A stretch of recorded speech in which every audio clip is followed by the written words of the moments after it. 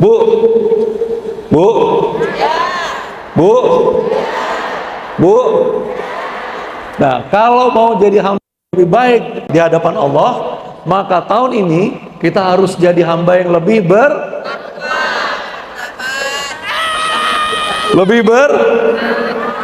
bertakwa, Bu. Kok ragu-ragu yang belakang?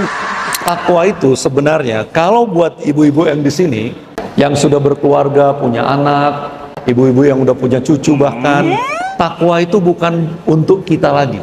Takwa itu sudah harus bisa kita berikan, kita wariskan, atau kita tanamkan di keluarga kita. Takwa itu juga harus ada di anak-anak kita, di cucu-cucu ibu-ibu sekalian. Kenapa? Mungkin buat ibu-ibu yang tadi yang saya bilang sholatnya udah bagus, puasanya udah bagus, zakatnya bagus, umrohnya setiap bulan, haji tiap tahun. Mungkin ibu berpikir, aku pokoknya bakal melenggang lah surganya Allah. Tapi ibu-ibu, ada satu ayat di surah An-Nisa ayat 9. Dan hendaklah takut kepada Allah bagi mereka yang meninggalkan zuriat diafan, keturunan yang lemah, yang mereka khawatir terhadapnya. Jadi ketika ibu berpikir bakal melenggang ke surganya Allah, Allah tanya, kenapa kau tinggalkan anak-anak, cucu-cucu, keturunan seperti itu, yang waktu kau hidup aja kau khawatir sama dia, apalagi waktu kau udah nggak ada. Jadi ibu-ibu sekalian, jangan sampai mereka justru nggak tahu azan subuh udah berkumandang. Bangunin mereka subuh. Aduh Prof, bangunin orang itu sholat subuh itu kayak mau berantem gitu. Iya, itulah zuriat kita. Bangun nak, antar mama ke masjid.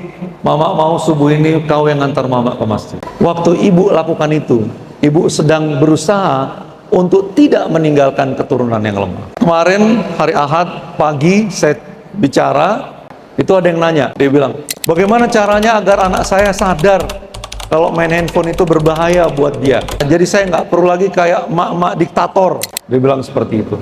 Akhirnya saya bilang, Bu, emak-emak itu memang harus diktator. Kalau emak-emaknya nggak diktator, emak-emaknya justru di bawah anaknya. Anaknya yang mengatur emaknya. Saya sempat lama berpikir itu. Saya ingat dulu mama saya itu diktator banget, Bu. Saya besar di Jalan Titipapan Skambing. Itu, Bu, dulu ada bioskop PHR.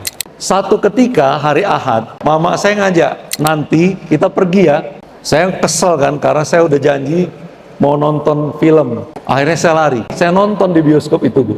Ibu tahu apa kejadiannya? Mama saya masuk ke bioskop itu, preman-preman bioskop Skambing itu takut semua. Dia naik ke pentas yang ada di layar itu, Bu. Mama saya itu naik, terus dia teriak dari atas, tidak, gitu. Itu preman-preman bioskop itu datang ke tempat duduk, pakai senter. Udah lama ada si Rida itu, biar pulang aja lama.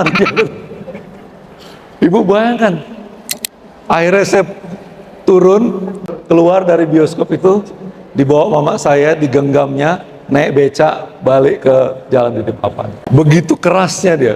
Waktu ibu tadi bertanya, jadi emak-emak diktator, saya ngebayangin, kalau emak saya nggak diktator dulu, jadi apa Wak ya? Makanya ibu-ibu sekalian, jadilah emak-emak diktator. Buat mereka jadi hamba Allah yang bertakwa juga.